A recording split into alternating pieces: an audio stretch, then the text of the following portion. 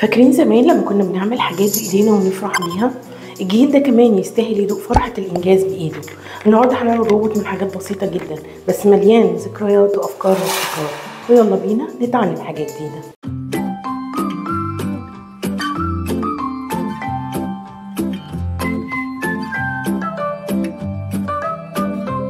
اهلا بكل اصحابي المبرمجين. النهارده حلقتنا مختلفه جدا لان هي تعتبر اول حلقه على القناه بتاعتنا بنعمل فيها مشروع بايدنا، وهنحاول ان احنا نربط المشاريع اللي احنا بنعملها ديت بالتكنولوجي، اذا كان بقى عن طريق ان احنا ازاي نستخدمها في ويب سايت نبرمجها، او حتى ان احنا نجمع معلومات عنها، او نشوف ان احنا نتعلم ازاي نقدر ان احنا كمان نطورها بيداوت باستخدام الاي اي والتكنولوجي وعلوم الكمبيوتر ساينس.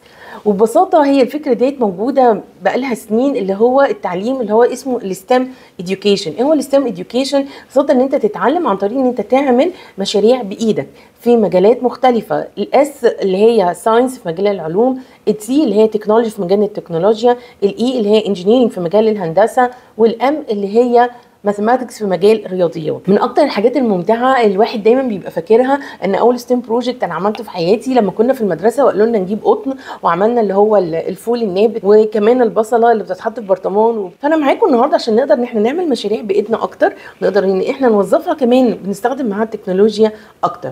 ويلا بينا نبدا. المشروع بتاعنا النهارده هو بيتكلم عن الريسايكل، ازاي ان احنا نقدر الحاجات اللي حوالينا نعمل لها ريسايكل. ودي حاجه من الحاجات المهمه جدا في وقتنا دوت، ان احنا النفايات والمهملات بتاعت الناس حوالين العالم بقت كتيره جدا، وفي شركات كبيره قوي دلوقتي بتشتغل في موضوع الريسايكل ده، بدل ما طبعا نرميها ونأذي بيها البيئه بتاعتنا ونأذي بيها كمان البيئه بتاعت الحيوانات اللي عايشه زي ما احنا شفنا في حلقات قبل كده. فببساطه احنا هتحتاج النهارده في المشروع بتاعتنا الحاجات اللي احنا شايفينها على الشاشه دي. هنحتاج شمعة، وهنحتاج اللي هي الاعدان الخشب، وهنحتاج اللي هو السلك كده مرن تقدر ان انت بسهوله ان انت تشكله زي ما انت عايز. واخر حاجه هنحتاج غطيان بلاستيك لازايز كتير جدا، مش بس ازايز، اي حاجه عندكم بقى ليها غطيان زيت، بلاستيك، مساحيق غسيل، ميه، حتى علب الصلصال الصغيره اللي بعد ما نشيل منها الصلصال ممكن ان احنا نستخدمها. وهننفذ مع بعض وهنعمل مع بعض روبوت جميل جدا من البلاستيكات ديت. وقبل ما نبدا المشروع ممكن ان انت لو مش عارف تاخد افكار، انا بحب قوي فيلم روبوتس، ممكن الولاد يتفرجوا على صور منه ويتفرجوا على الفيلم قبلها، وهياخدوا افكار كتيره قوي، وازاي يعملوا كده بنوع من انواع البرين ستورمينج، ان هو الافكار ايه الاشكال اللي هم ممكن ينفذوها بالروبوت بتاعهم. You can shine no matter what you're made of.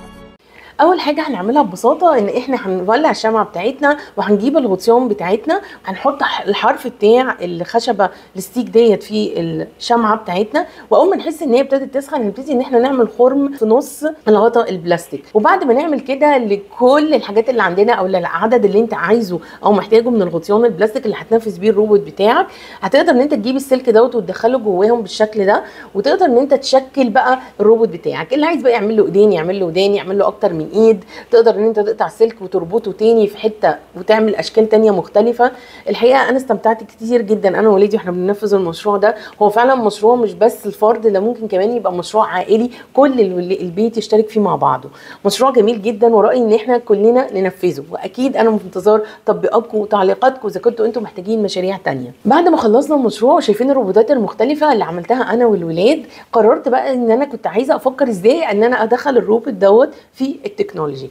هصور الروبوت اي صوره، مش لازم تكون صوره معينه ولا صوره حلوه او بيرفكت زي ما انتم شايفين كده. انا صورت الصوره دي وهناخده على تشات جي بي تي. رحت لتشات جي بي تي وقلت له ان انا عايزاك تحول لي صوره الروبوت اللي انت شايفه دوت لروبوت شبه الفيلم بتاع روبوت من ديزني، وزود النتيجه اللي هو اديها لي. وبصراحه كنت مبسوطه قوي من النتيجه بتاعته، لان هو فعلا بجد كان روبوت لذيذ. ممكن نعمل ايه بالروبوت دوت؟ الافكار كتير جدا. اول فكره عندنا ان احنا ممكن نستخدم الروبوت دوت وندخله في فيلم انيميشن زي ما انتم شايفين كده. دخلت على دروم انت لاب وقدرت ان انا احركه، وكنت عملت المشروع ده قبل كده معاكم بالتفصيل، واللينك هيرت لو انتوا عايزين تعرفوا اكتر ازاي ان انتوا تنفذوه. دي كانت اول فكره.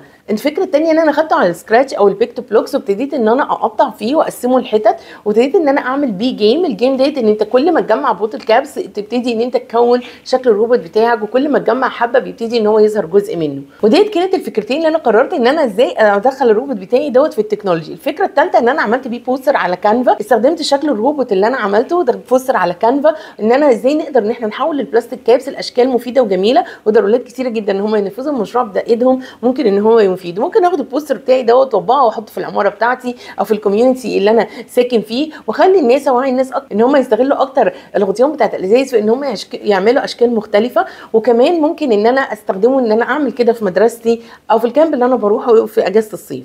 اتمنى ان احنا نكون قدمنا لكم افكار جديده وحلوه. لو عندكم افكار تانية يا ريت تكتبوا لنا في الكومنتات، وما تنسوش تبعتوا لنا تطبيقاتكم بكل الحاجات اللي انتوا هتعملوها بالروبوت كابس دوت. انا مسميته روبوت كابس، اي حاجه انتوا هتعملوها بالروبوت كابس دوت يا ريت تبعتوا لنا افكاركم، وتبعتوا لنا كمان تعليقاتكم لو عايزين ايه المشاريع اللي احنا نعملها الفتره اللي جايه. ما تنسوش تعملوا سبسكرايب في القناه بتاعتنا، لايك وشير. هابي كودينج.